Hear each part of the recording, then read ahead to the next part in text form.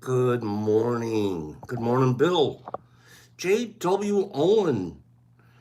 His jars are going. How's the jars going, J.W.? Last time we said you were like at day 17 or something, right? Where are you at now?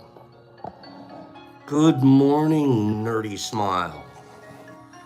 Did I just see? Yeah, that was a sadder wolf. I heard him. I heard him howl.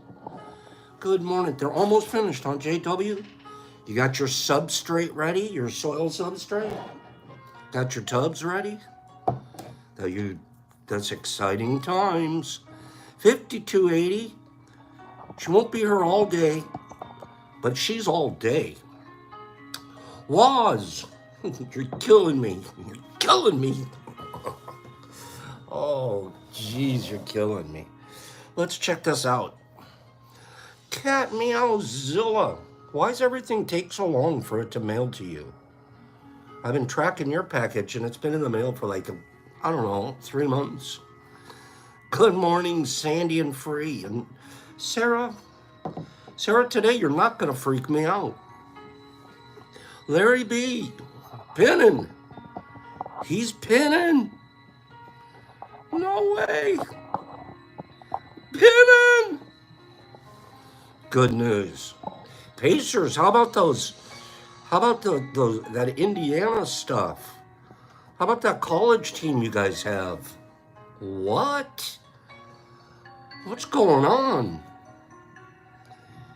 That coach shows you one guy makes that big of a difference.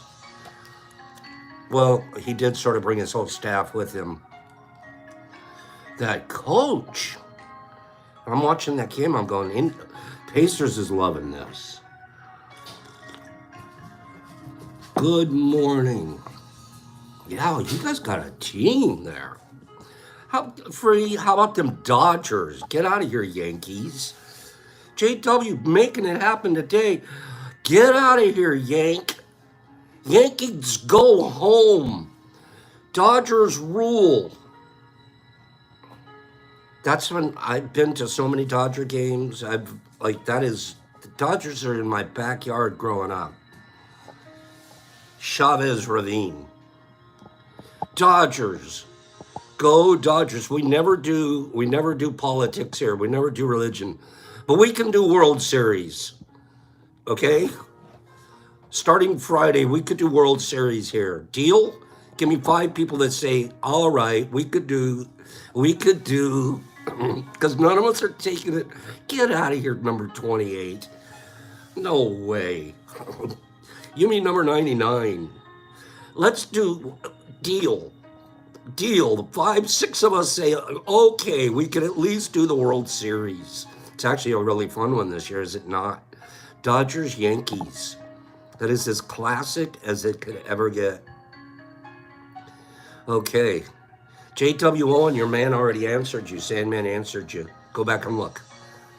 Okay, and please don't discuss business here. Please. All right? But I think he said he'd already mailed it to you. And thank you, too, by the way. Here we go. I want to show you guys something. Thank you, Penny, for reminding everybody. Starting this week, we'll start picking Yankees, Dodgers, and whoever picks the winning team and comes close to the winning score, I'll have to send them something gigantic. Deal? Free likes that idea, except that the Yankees aren't going to win. Okay? Deal. Dealio!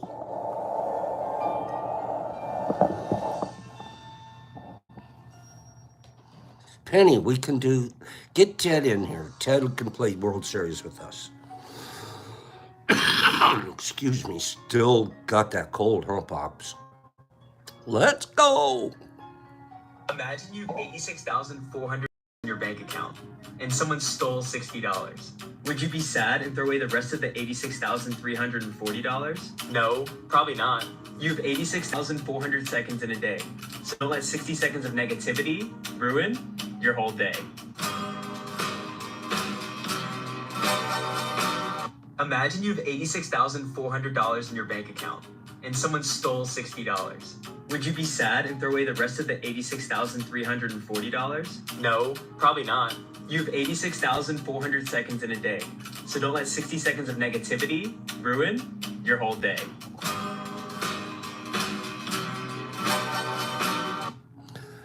Nerdy said it. That's one. Nerdy, good morning. Nerdy said it. That's one smart mushroom. Is that not a smart mushroom right there? We'll do some World Series Trash Talk Friday, because the first game starts Friday, right? Friday. World Series Trash Talk Friday, and we'll sign up stuff. I'll have something ready, some contest situation going, scores and stuff. Let's turn World Series into a little bit of fun. I don't know why I'm picking that, but because the Dodgers are going to beat the Yankees is probably the real reason. Okay, so we'll do some trash talk on get out of here with you Yankee fans. I forget, most of you guys are like, except for how the heck some handsome guy in Arizona like the Yankees. Free, go watch a Dodger game. Okay, shh. We'll do Tommy Lasorda as a special guest. Is Tommy still? I don't think Tommy's still around. But anyways, we'll fun it up a little bit with the World Series. Okay. I want to show you guys another thing. Growth or grudges? Real quick, pick one. Growth or grudges? Free, you were born in the Bronx. Gah. It explains everything. Actually explains a whole lot. Besides just your Yankee choice. That's why you're so cool. Growth or grudges? Which one? Jimmy Mack said, I'm going grow for the max, Pops.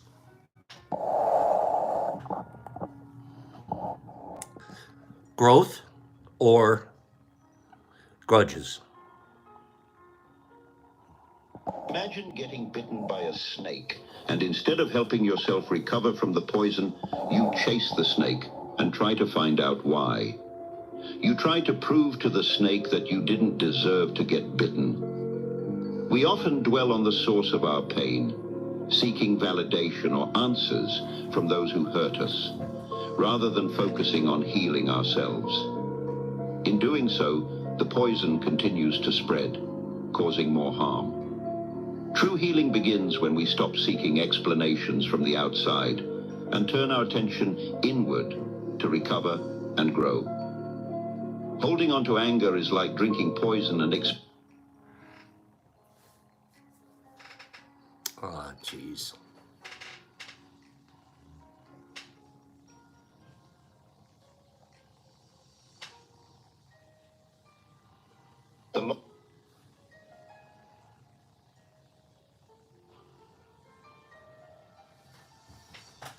One second. That's too good to miss. 1 second, sorry. For technical difficulties, we have a backup plan. Give me one moment. We do have a backup plan here.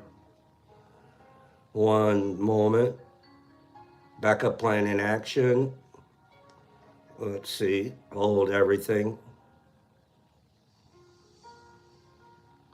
Backup plan. Here we go. Let's listen to it just a little bit one more time. Okay? The best part's the very beginning. But it's all good. Imagine getting bitten by a snake, and instead of helping yourself recover from the poison, you chase the snake and try to find out why. Why? You try to prove to the snake that you didn't deserve Why? to get bitten. We often dwell on the source of our pain, seeking validation or answers from those who hurt us, rather than focusing on healing ourselves. In doing so, the poison continues to spread, causing more harm. True healing begins when we stop seeking explanations from the outside and turn our attention inward to recover and grow. Holding on to anger is like drinking poison and expecting the other person to die. The longer you hold on to it, the more you end up hurting yourself. Forgive, not for them, but for ourselves. This doesn't mean we condone the hurt. It means we choose peace over pain, growth over grudges. Imagine getting bitten by a Love it. snake, and instead of Love it. Love it.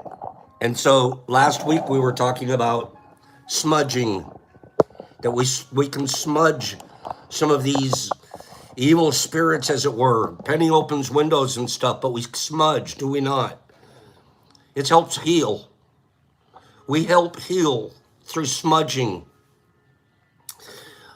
So Waz was in a particular situation. He felt the need to smudge. Dear God, he felt the need to smudge. And thank goodness he filmed it for us. Would anybody like to see the film of Waz smudging? Waz? Does anybody want to see a film of Waz smudging? Tiago's in.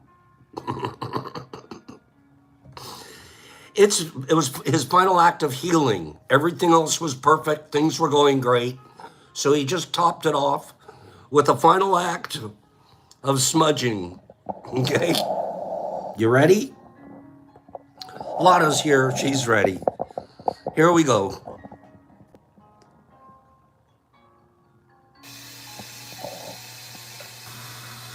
Just saging the house with Italian sausage. Italian sausage.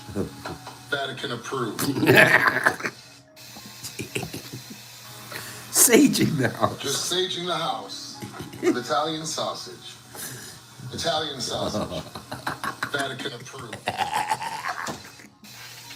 Why does he have to throw in Vatican Just approved? saging the house. Italian sausage. Italian sausage. Vatican approved. He's so out of line.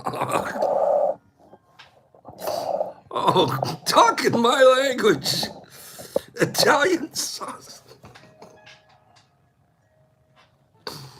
Okay, that cost me 30 Hail Marys. 30.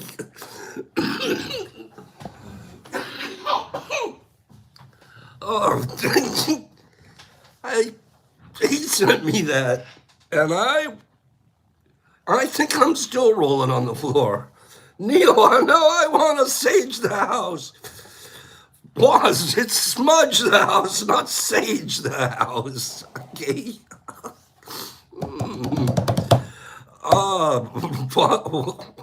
Darn it. Okay. I hope you guys think that was as funny as I did. Oh, Mushy's hungry. Now I'm hungry. Italian sausage for breakfast is wonderful too, by the way. There's nothing wrong with that. Waz, thank you for sending that to me. You are funny as can be. Okay, that is funny. I miss my buddy. I miss my sage buddy. Oh, the only thing missing was a green curtain somewhere in the background. If you'd had a green curtain somewhere in the background, it would have been over. It would have been over. Okay?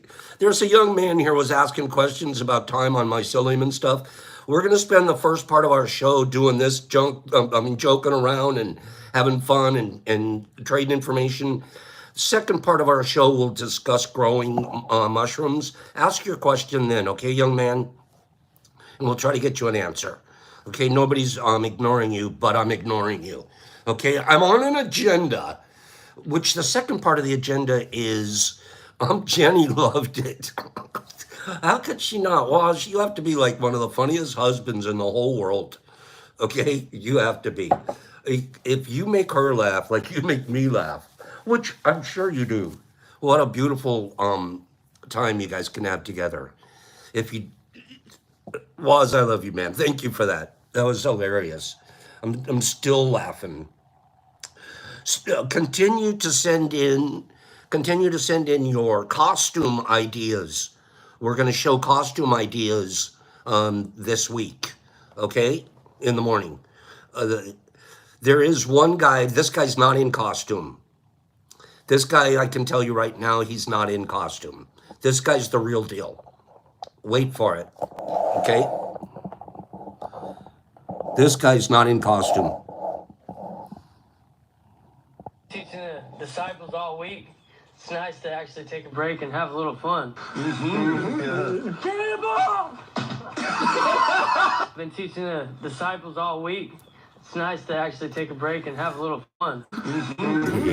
Cannonball! I've been teaching the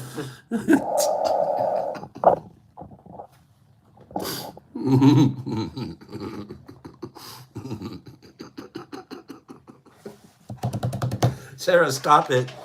Stop it. We're all doing Hail Marys now. A reflection pool.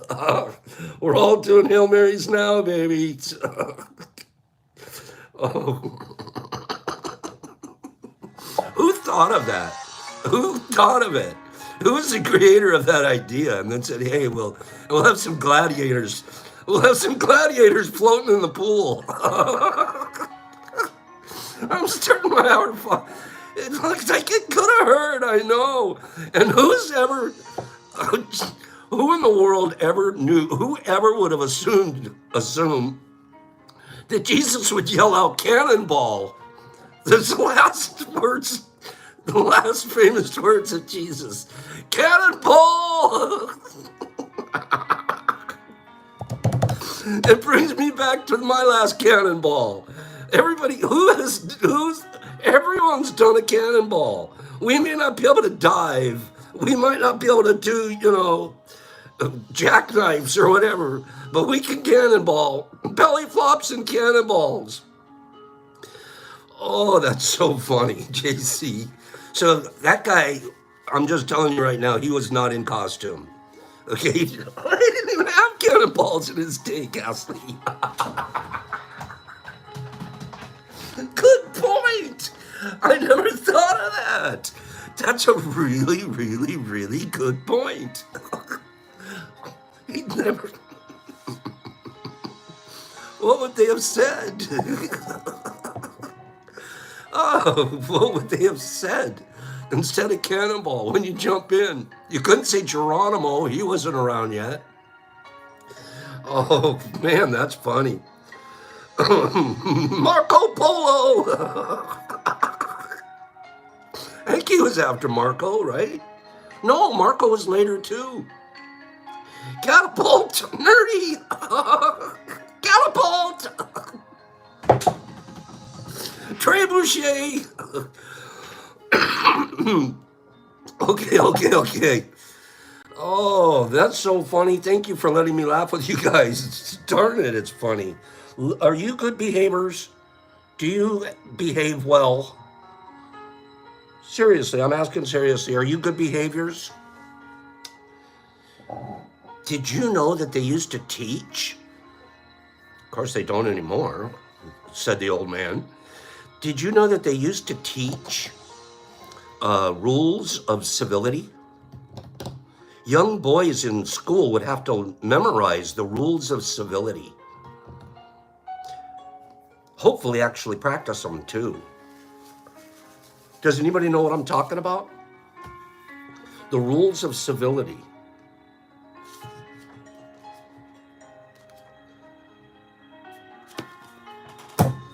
George Washington, an incredible man, if you ask me, based off of everything I've read. The most incredible thing about him was he had every bit of power in his hands, and he said, it's not about me, it's about the people. I was here to serve. He didn't even draw a dime salary the whole time he was the commander-in-chief during the Revolutionary War. He did it all on his own.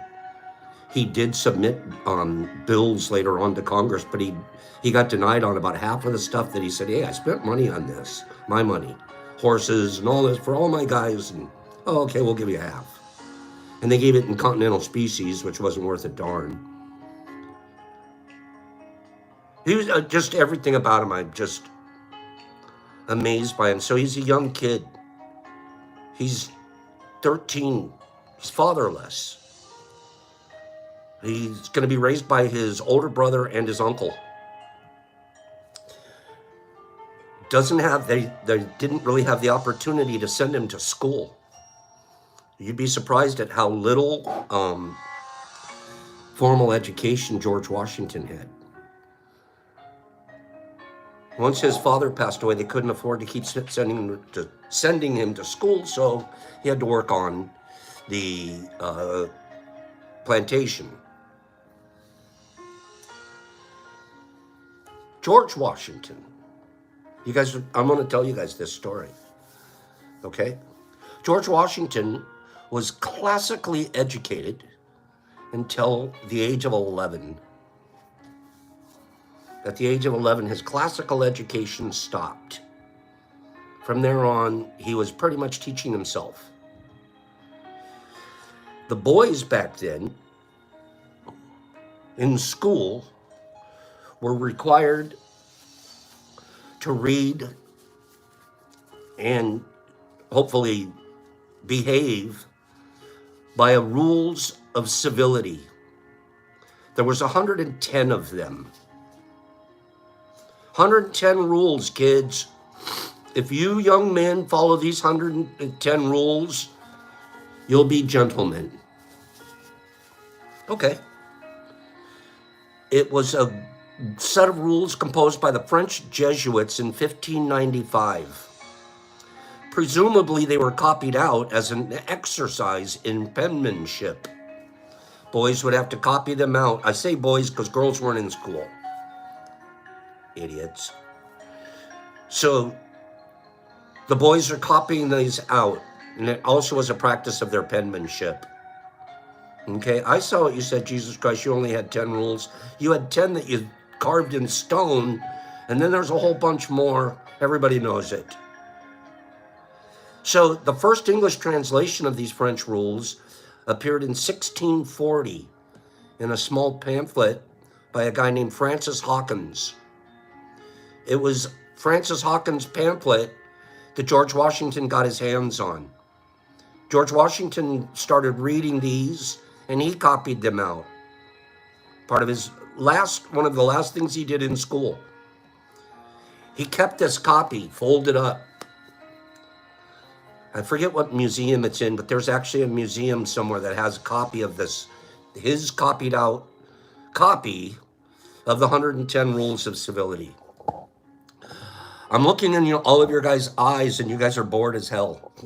This is boring, Pops. Where are you going with this? Am I boring you? Is this boring? You imagine if you're a 11-year-old kid, and you have to get 110 rules, and you have to copy them, and hopefully you actually do them. What are the rules? What are the rules? That should be interesting. Give me a second.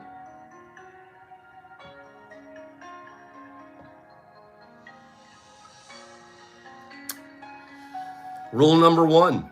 You know what's interesting? I'm going to read about 10 rules per day for the next few days. Okay? It's like the first bro code was. I should read the bro code this week too. Except that it gets a little bit wacky. This is sort of the gentleman code. And here's the interesting thing. When we read these, you can see the timeliness, the historical timeliness of them. It's like, would that apply today? I think they all sort of still apply, but some you would never, it'll never happen because of the historical time. Okay? Rule number 1.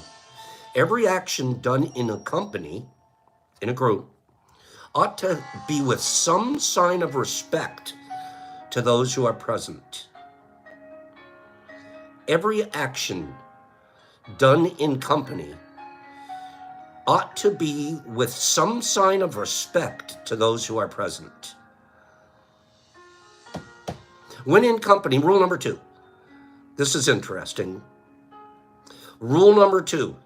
When in company, put not your hands to any part of your body not usually discovered. What? Wait. Oh, put not my hands where somebody's not My crotch. Okay, don't touch my penis area. Okay, or my butt. Don't pick my butt. Okay. Nose. All right, got it. Rule number 3. Show nothing to your friend that may affright him. Excuse me? Yeah, Matthew Seliger, stop sending me scary pictures. Okay, you're my friend. Stop sending me scary pictures. Send me nothing that would affright me. I want to say the word affright about 4 more times, okay? Rule number 4. This is a weird one. Did you know no ball fondling? No, you can't play pool. No pocket pool. Okay?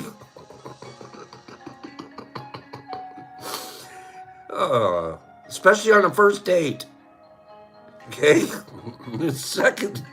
Next one. Okay, I'm still stuck on that one. I can't pick it. What? All right, how about this one? Rule number 4. In the presence of others, sing not to yourself with humming, noise, nor drum with your fingers or feet.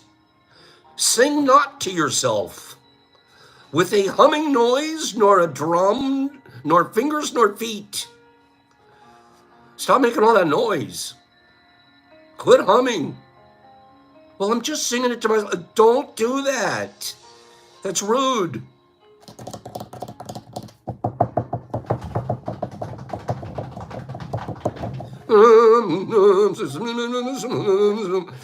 Okay, so that guy, don't do it.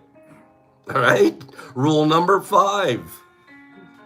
Rule number 5. If you cough, sneeze, sigh, or yawn, do it not loud, but privately. And speak not in your yawning, but put your handkerchief or hand before your face and turn aside. Okay? So these are obvious. Number 6. Is anybody bored yet, or you're starting to catch on? Hey, these aren't bad. Number 6. Can you imagine being a kid? You have to write these out. Man, I have sir, my hand's cramping. Sir, my quill broke. Sir, I think I spilt my ink bottle. Okay, what? Rule number 6. Sleep not when others speak. Sit not when others stand. Speak not when you should hold your peace. Walk not on when others stop. Okay, so if you stop hiking, I have to stop with you. If you're going to stop and stare at a butterfly, I have to too. Okay, I can't talk when you're talking. I can't sit down if you're standing. I can't speak. I have to hold my own peace. This one's this one's exhausting. Rule 6, I'm exhausted. Rule 7, how about this one? This is the don't get naked rule. You ready? Rule number 7, put not off your clothes in the presence of others, nor go out of your chamber half dressed. So you got to be fully dressed, tie, the works, spray. You got to be worked before you can go out. And you can't strip in front of anybody. This is getting harder and harder to follow. I was good, like not picking my butt, but now I can't even, what? Okay, here we go. Number 8. Mushy's Goomba, why not, Pops? Don't ask me. Ask the Jesuits. Okay? Ask George. George did pretty good following these, by the way. The whole story is, at the end of the day, George had such a limited education, but he comported himself with such gentleman and social quality that people just assumed that he had a whole lot more education than he really did. As well as I'm sure he was naturally an incredibly intelligent guy. But it wasn't about his intelligence and what classes that he took. It was about how he carried himself and how he treated people. He followed these rules, and people, there's stories like he stood out among other people. It's like, this guy, what's different? He's a complete gentleman, but not one of those dandies, not one of those, a gentleman fop, more of this guy is extraordinarily kind and thoughtful. Should I read another rule? Number 8, at play and at fire. Listen to this, Wazzy. At play and at fire, when you're hanging around the fireplace, the campfire, it's good manners to give place to the last comer, and affect not to speak louder than ordinary. Stand up and give your spot to the last person to come in the room.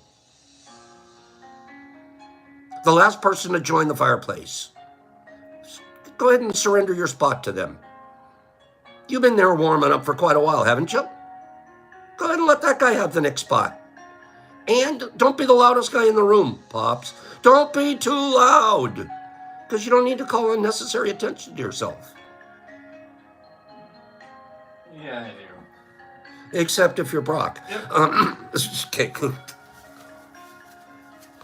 That's good stuff. How about this one? You guys, can I read one more? How about this one? When you sit down, keep your feet firm and even, without crossing them. You have to sit down, you have to have your legs perfectly like this, feet out, feet like that, and you don't cross. Gentlemen don't cross their legs or their feet. You sit like military bearing.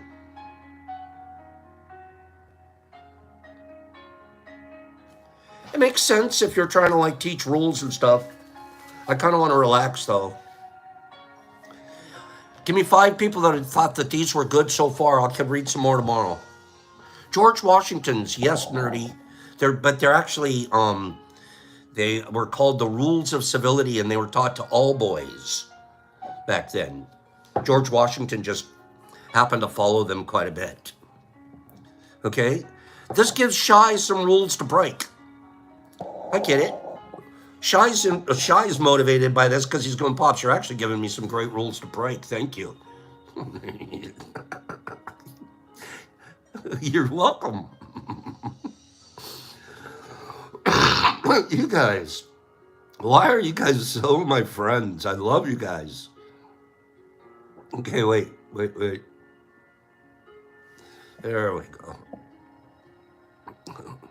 It's a finishing school for boys, Waz. That's a good way to put it. But I didn't hear a single one of those that I thought, nope, this is too wacky. I can't follow it. Okay, rules are meant to be broken. Let's talk some, we'll move on. I think this is interesting, and I think all of us could, this is just my opinion, so it's not worth very much. It's just worth something to me. I think this is really wonderful for us to just run by these. When was the last time you heard the rules of civility, if ever? And just grab one or two and practice it. There's really nothing, anybody think there's anything wrong with that? Plus, it's kind of fun to hear how it was back 200-300 years ago when these rules were more applicable to them. But we can see how they could all apply to us. Anyways, we'll read a couple more of those this week. We're now going to move into continuing to talk about our substrate. Last week, all of our jars are colonizing. They're in their colonization chamber. Somebody here asked a question a few minutes ago. What's a good temperature to grow my colonizing at. It's 78 degrees is where you want to be at when it's in the jars and it's still colonizing and you haven't mixed it into a cake. You'll want to be at 78 degrees.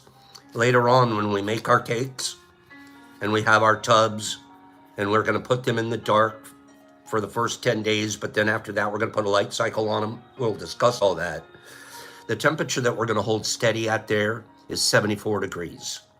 So there's only two temperatures that you're ever going to worry about in mycology. 78 is your first temperature. That's not true. We're going to talk about another temperature right now for substrate.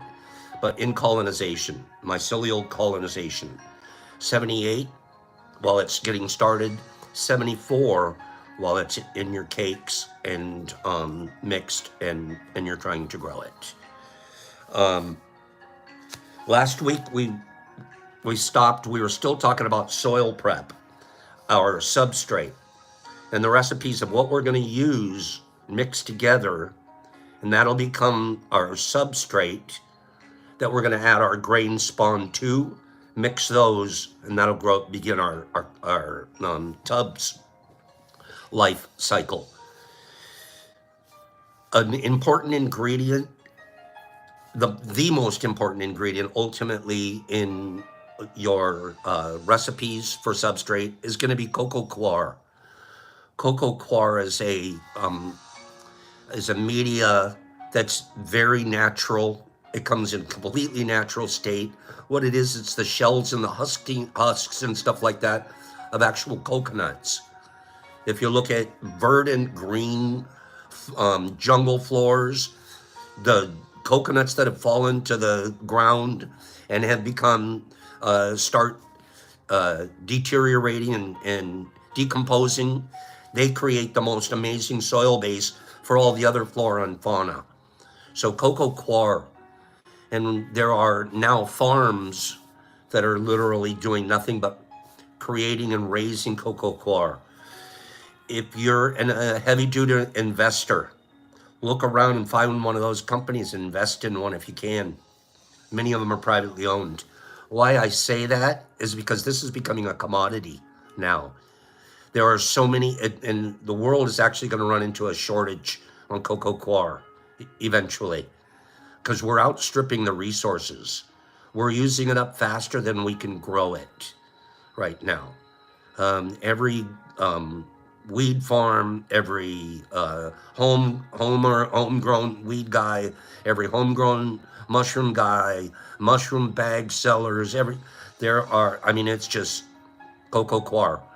It is the basis for every substrate that we're going to use as we talk about substrates here and the kind of mushrooms we grow. It's spelled C-O-C-O, then there's a space, and then it's coir, C-O-I-R. So that's the material. One of the reasons we like using that one to begin with, the major reason, is because it holds water well without becoming a sponge. Thank you, Enormous, for spelling it out. And it's also neutral. It's a pH neutral, naturally ingredient.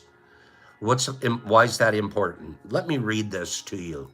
I want to share a little bit so we're all up to scale on the difference between acidity and alkalinity, okay?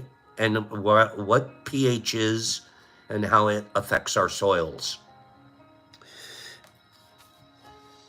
Chemical reactions are influenced by the relative amount of positively charged hydrogen ions and negatively charged hydroxide ions that are floating in the environment.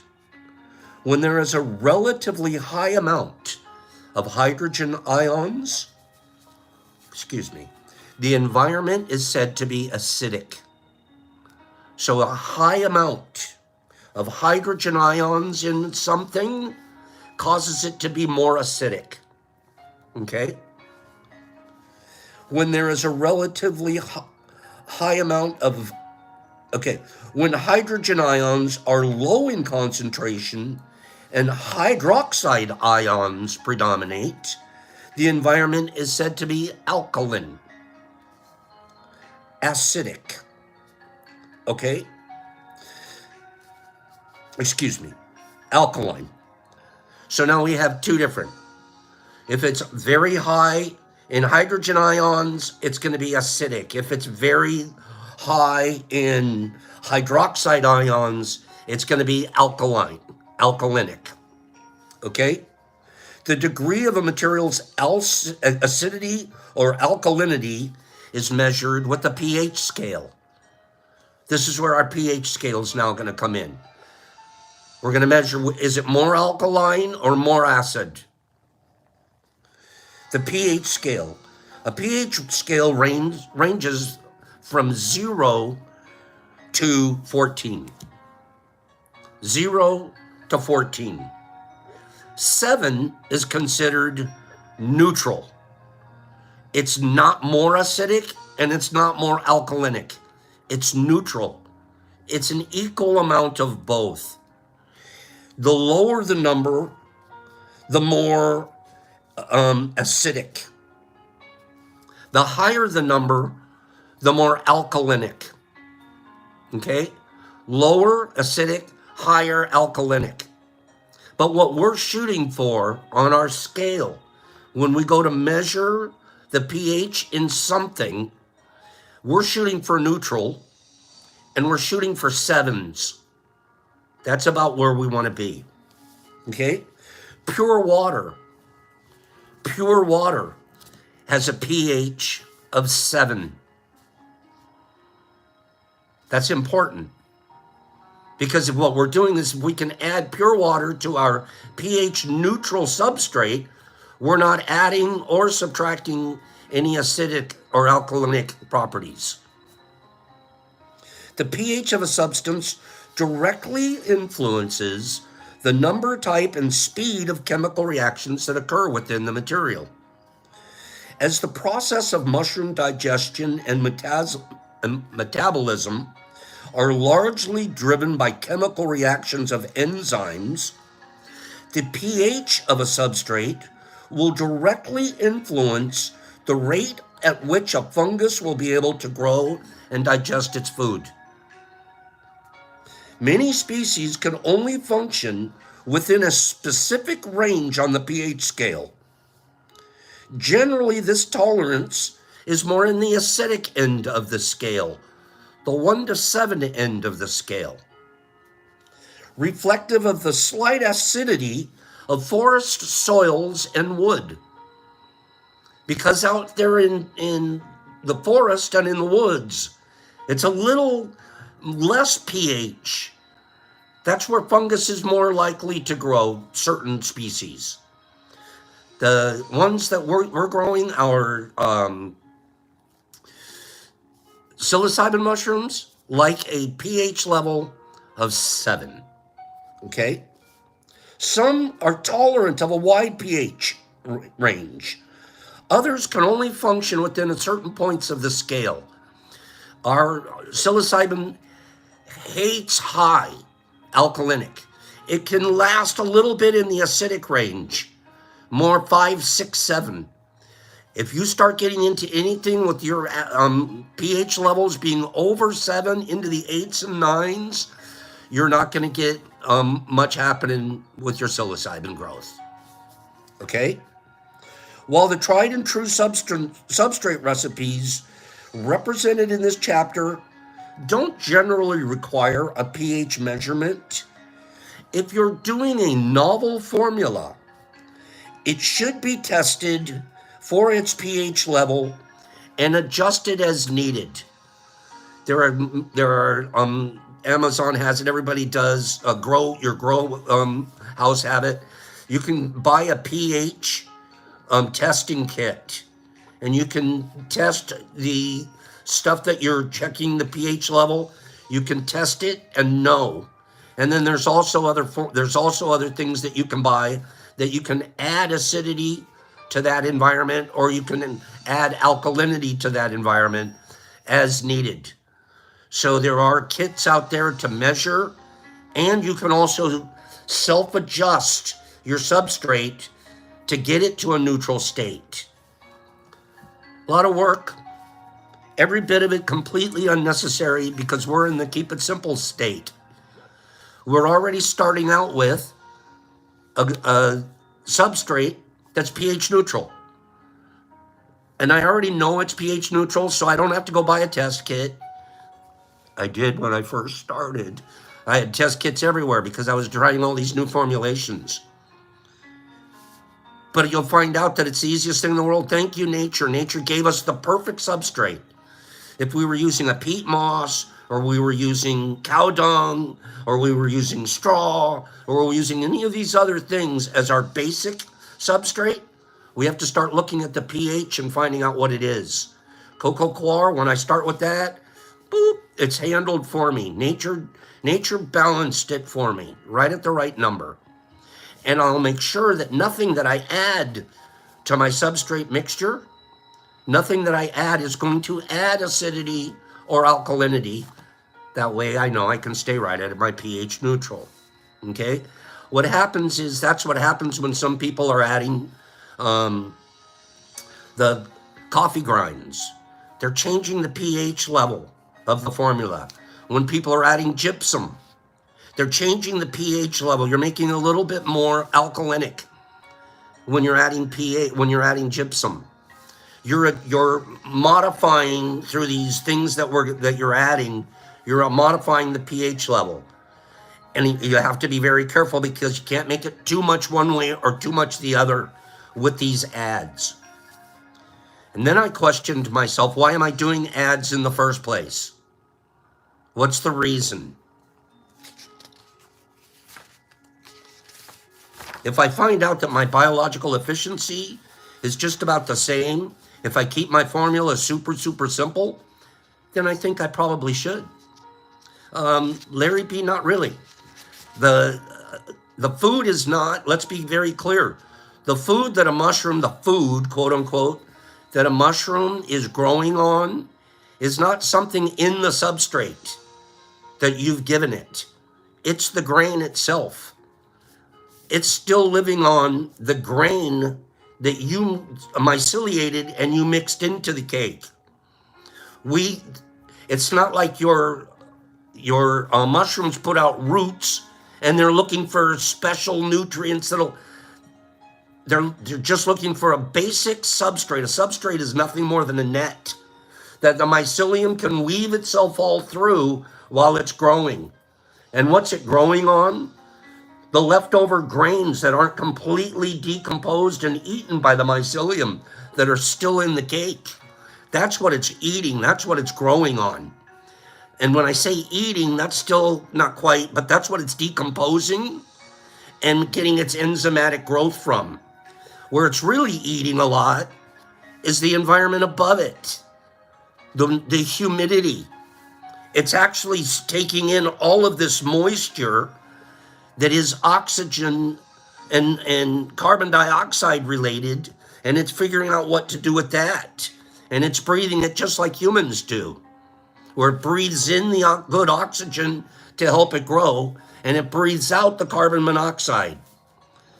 And so why do we want our air a little bit wet and humid? Because we want good oxygen in that air that's feeding the fungus. So it's kind of a mistake to think that somehow or another, if we create this soil-rich formula, it's not that. It's still going to be your grain spawn mixed into an inert, neutral sponge that isn't too wet. If the sponge gets too wet, it'll kill the mycelium. Sponge is too dry, it won't allow the mycelium to grow. So really your substrate is nothing more than a net. And the cocoa coir works out perfectly for that. It's a growing matrix, nerd, that's perfect. And cocoa coir works out perfect for that because just the composition of the cocoa and the husks and the shreds and stuff, they sort of become a mat, but with aeration in there. They're not compressed and composted and having to be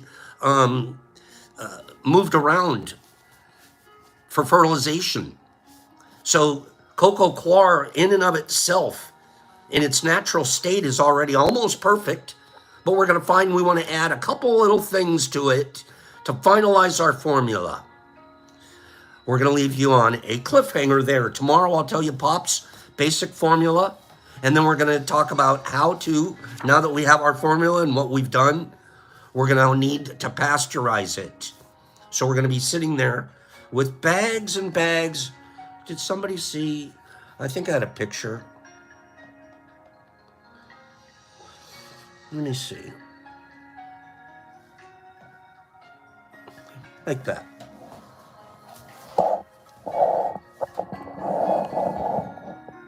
Bags and bags and bags like that.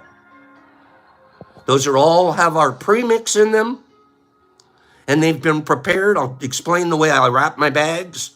Everything's been done. Those are sitting there now, ready to go into pasteurization. And as soon as these get pasteurized, we'll be wanting to mix them with our grain spawn and get going. But this right here is a few pounds worth of cocoa coir in our special little mix. And then we're getting ready to pasteurize those. And no, we don't really use a bucket anymore, but you can definitely do that, especially on small scale. Okay? So we have an example here. We'll show you tomorrow. An example. And just give you a little technique about how I fold and wrap my bag and I get it ready to pasteurize. This is one way to pasteurize. I'll be showing you 2 or 3 other ways. Okay? Looking good, you guys. Looking good. We'll get our soil formulas tomorrow, and we'll talk about pasteurization and getting our soil ready for grain spawn, because hey, it's sitting in your colonization tent right now, and it's colonizing, and it had about 20 days to go, and you want this stuff here ready to go. Oh, it's not a secret recipe at all either, Mike. It's the most basic recipe in the whole world. And it took a year and a half to figure out that I have nothing to do with how that mushroom grows.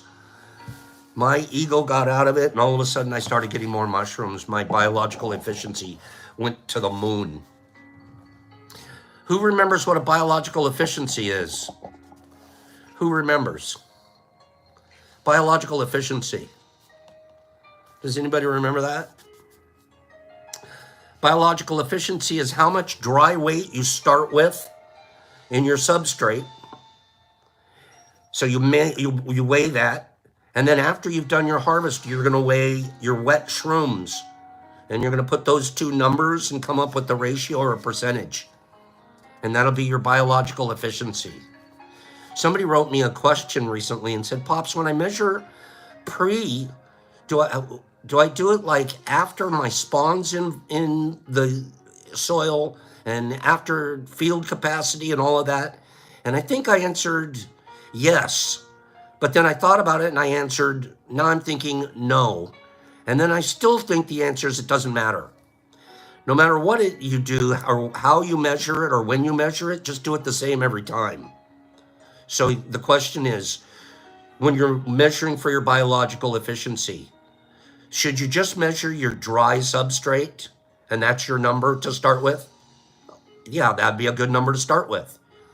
If you started with, now you're also going to add your grain spawn and you're going to add your field capacity water. You're going to have a much higher number, right? You're going to have a different weight. That's okay. Use that weight. Either way, use whatever weight you want, and then still weigh your mushrooms at the end of the grow. You'll still come up with a biological efficiency. Just use it the same way every time. Same measurement. Now, for me, I'm not measuring before I put my grains in. I'm just measuring this. Oh, the mix is done. The field capacity's in there. I have the right amount of water in here, and I'm going to pasteurize it. So I would measure this, the weight of that, versus the weight of my fresh mushrooms. And that's going to give me my biological efficiency. And if I do it the same every time, then I'll end up with, at least internally, I'll be able to collate my own numbers. Let's go to the 4 agreements. We're on page 70. We're on page 70, okay? We don't have very much left of this page, of this chapter.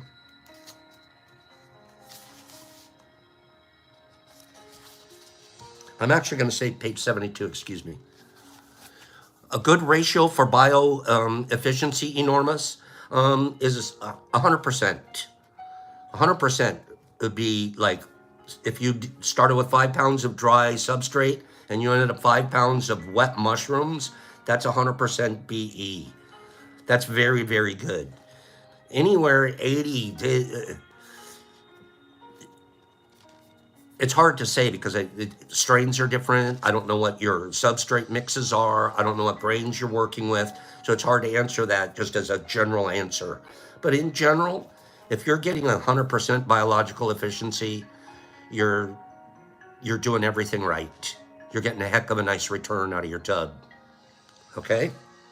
And then you can start challenging yourself for more. Page 72. If you don't understand something, it's better for you to ask and be clear instead of making up an assumption.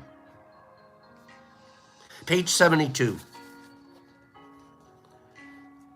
Oh, you can, Kim, for sure. I've had 200% efficiency where I end up with 10 pounds of wet mushrooms out of a 5-pound bag of substrate. Absolutely. Again, it depends on the strain. Try Thrasher. They're real heavy, especially when wet. So if you don't understand something, it's better for you to ask and be clear instead of making an assumption. The day you stop making assumptions, you're going to start communicating clearly and evenly. You're going to start communicating with less emotional poison. Makes sense. The day I start communicating clearly, I'm going to have less assumptions. Boop. Duh. Without making assumptions, it's easier for my words to be impeccable. Do you see the cycle here? Do you see the simple, basic agreements all cycle back to each other? If I'm impeccable with my word, it's easier to take less assumptions, make them. If I make less assumptions, it's easier to be impeccable. I don't have to go around spreading emotional poison on anybody or anywhere about anything, because that's not impeccable. If I'm being impeccable and I'm not taking things personal, the assumptions, every assumption that I would make is going to be about you. Well, I assume that's you because it's not me. I assume that's about you. That's an assumption I think it's going to be okay for me to make. I don't assume it's about me unless I'm taking it personal. Whoop, there we go. We're in the cycle. This all makes sense. With clear communication, all your relationships will change. You know which ones change quick? The ones you've been lying in. I've had so many relationships that I just, lie. And then you have to lie more to cover up the last lie. So your relationship, when you're a liar, they can change. You can go to them and say, I've been a liar. So the relationship's going to change. Now I'm going to start telling you the truth, or it'll change. You're going to avoid me. I probably deserve it. I probably earned that from you. But either way, my relationships are going to change. I don't think that's a bad thing. I'm not so sure that's a bad thing. As long as I'm being impeccable, The relationships that are going to change are the ones that have been emotionally poisonous. Those are the ones. The ones that are going to really change, that are going to drop away or mutate to health. If you've already got a good, healthy relationships, they're not going to change much. But why did you have a good, healthy relationship? Because you clearly communicated with that person. I do that with you guys. I do that on texts back and forth. Clearly communicate. Just tell them what you really think. If you have an expectation, if there's something you're expecting, tell them, this is what I'm expecting. And then they get an opportunity to tell you, oh, that's a pretty stupid expectation. You're never getting that. Or are they going to say, that's no problem. I can do that. It's all so basic. What we haven't done is given each other the right or the understanding to say yes if you feel like it or no if you feel like it. Our society's taught us you have to say yes. It's selfish to say no. Yeah, selfish, self-love. Sometimes we weren't taught it was okay to say no. Here's the key. You want to know one of the biggest keys? It's okay for you to ask anything. It is. How rude, how thoughtless. Would George Washington done that in his rules of civility? Can we ask anything? It's okay to ask anything. As long as you're willing to hear both yes and no and take neither personally. The person had a right to say no. There's a reason for their no.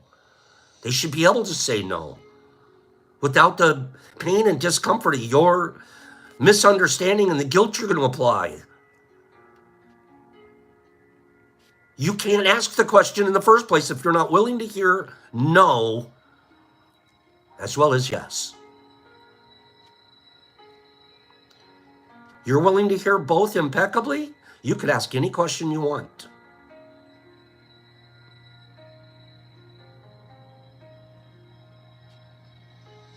I said impeccably. You're asking them impeccably. You're asking it with a spirit of goodness and kindness. You won't need to make assumptions because everything becomes clear. That's what I want. I think that's what you want. If we communicate in that way, in this way, all of our words become impeccable. My goodness. This isn't some fairy tale world. This is a world each of us get to live in on of our own. We live in our own world saying, my world's living like this. I don't know about my next door neighbors, and I don't know about the guy across the city. But I know my world is living with a level of goodness and kindness and impeccability. And we put enough of those worlds together. We string enough together, you do make a difference. Anybody that thinks one person on the planet doesn't make a difference is missing history. We have historical examples throughout history of one person stepping up, changing, pointing something out, standing on top of the mountain with a trumpet, letting someone know. We have it throughout history. Movements, complete movements. Where'd they start? They have to start with the seed of something somewhere. We can be that seed. Do you understand? We can be that seed. Live impeccably. Be an example. Why is that guy always just happy and peaceful? Why does he never say anything mean about anybody? Why do people feel good around him? Why, when he shows up to a party, why does he give up his seat to the last comer?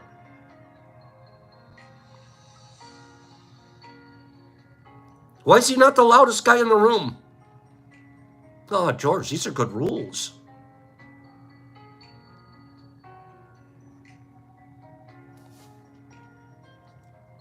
If all humans could communicate in this way, with impeccability of the word, there would be no wars and no violence and no misunderstandings. All human problems can be resolved if we just had good, clear communication. Look around the world. They're not communicating. How do you communicate when all you can hear is a bomb drop? You're dodging bombs. It's hard to pick up a phone. Oh, there is no phone. The phone lines have been bombed out. Oh. How do you communicate?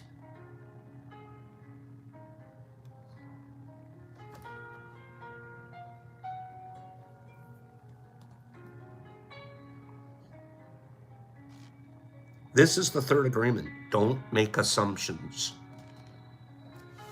Just saying this sounds easy, but it's difficult to do. It's difficult because we are so often to do exactly the opposite. We have all these habits and routines that we're not even aware of. Becoming aware of these habits and understandings is the first step of this agreement. We know that. Everyone that's in any kind of a recovery program anywhere, the first step is admitting you got it. I got a problem. I make assumptions. They're really bad for me. I have them because I don't do a good job of communicating. Sometimes I'm afraid to communicate because I'm afraid to let you know who I really am. If I asked those questions, you would think, oh, I get it. You'd spot me. So let me just roll with it. There's so many things that we do unconsciously. I assume you're going to assume that he assumed that we had expectations. This thing gets wicked as it gets deep. And all we have to do is be aware. Holly, I'm glad you're here. Holly's aware now. Holly's going to, for rest of today, she's going to, am I starting to assume something? Am I taking something personal here? Am I using my words for goodness and kindness, or am I starting the emotional poison here? Am I the stirrer? Awareness is 95% of the game. Awareness and wanting it to be different. You're already there. How do you get somewhere? Act as if. How do you become that person? How do you get that job? Dress for it and act as if. Act as if. How do I get it? Act as if you already had it. That's what I used to. How do I get a promotion? How do I get to become the manager of this department? Act like you already are. Start managing it. Manage the hell out of it. You might get the job. You'll get a salary bump. You'll get a business card. You'll get all the other stuff with it. Act as if. How do I not make assumptions? Act as if. Act as if. Act as if you don't make assumptions. I don't make assumptions. You know what else I act like? I act like I don't take things personally. And you know what your biggest acts are? Hip Kitty knows. What's our biggest acts? What's our biggest acts? Our words. Those are our acts, not our thoughts. Those are our acts. And if they're impeccable, look at what we're doing here. Impeccable acts. Act as if it's not personal. Act as if I'm not taking assumptions. I don't have time for a whole lot more than just going out and being a good guy. I'm sure not spending any time crawling around feeling sorry for myself. Just act as if. Oh, were we ever taught actions speak louder than words? So we have two forms of casting spells now. We can cast them with our positive words, and we can cast them as we act as if.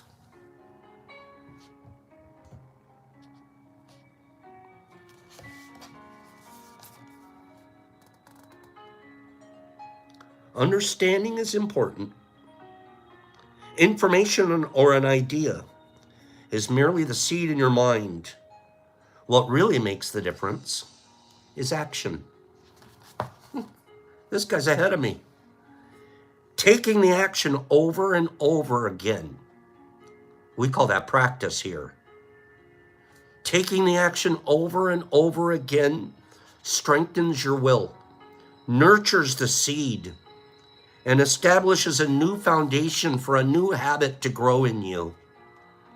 Acting as if, practicing over and over again. Don't assume, ask, communicate clearly instead.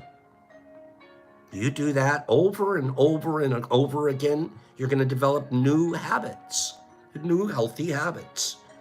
After many repetitions, these new agreements will become second nature. And you will see how the magic of your word transforms you from a negative magician into a white magician.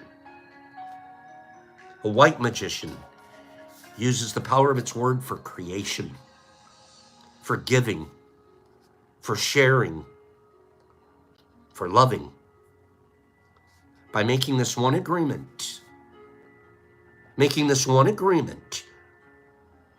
your whole life will be completely transformed. When you transform your whole dream, magic just happens in your life. This is called ripple. We use a couple different words, but they're the same program. We call it practice and we call it ripple. Do the same thing over and over. And everybody says, what you need comes to you easily because the Spirit is moving freely through you now. It's not clogged up with the emotional poisons. The things that you need come to you freely. And things you don't need, you recognize them immediately and you avoid them. You find another way. But diving into the emotional poison, the gossip, the pain that you're going to cause somebody, especially yourself. I've been there. I've been in that guy. I know what he looks like. I know what it feels like. I see him coming. Avoid. I got practice, man. It's like when I go fishing, I know there's a snag in this spot of the river. We go around it. We don't drag our lures right over the top of it every time anyways. That would be dumb. We don't do that. We know. That's a snag for me. I avoid it.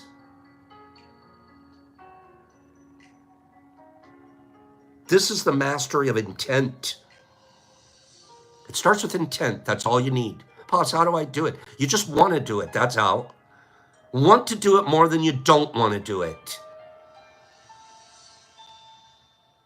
If you don't want to do it, don't. You'll never experience the growth.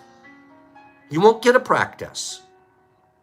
You won't experience the power of your word. You'll just be using it. You want a cloak of invincibility? Man, it's right here for us. It's the mastery of intent. It starts with intent. It turns into a mastery of love. You know what else it turns into? A mastery of gratitude. Gratitude. How grateful can you be when you look at the old picture and you look at yourself now and go, man, I can't believe I'm so grateful that I'm not that and that I've learned a new way and that my practices are changing. Your level of gratitude just jumps off the roof, and then good gratitude gives back. Good gratitude never celebrates alone. It wants somebody else to celebrate with. So go make someone grateful. This is the goal. This is the path to personal freedom. The 4 agreements here. We get to start the 4th agreement tomorrow. We just finished the 3rd agreement. We'll be on the 4th agreement tomorrow. Always do your best. Practice. What a great day. Thank you guys. Thank you for everything you do for us, for this team, for the group. Thank you for rippling out there. There's so many of you that I've been watching your comments scroll by here, and the kindness that you guys are exhibiting. Each and every one of those things is practice. You guys are doing reps. And I mean that. I'm not saying any of this to K or A. I'm not. I wouldn't have to. I'm saying it because I want you guys to recognize that I see it. I see it. I see how much it takes. Hey, you could be doing something else this morning. You could be out running amok somewhere. You could be on the phone creating emotional poison with somebody right now. You could. But instead you came to practice. You talk about feeling grateful. Your gratitude charts, your gratitude starts going off the chart, you guys. It just starts going off the chart.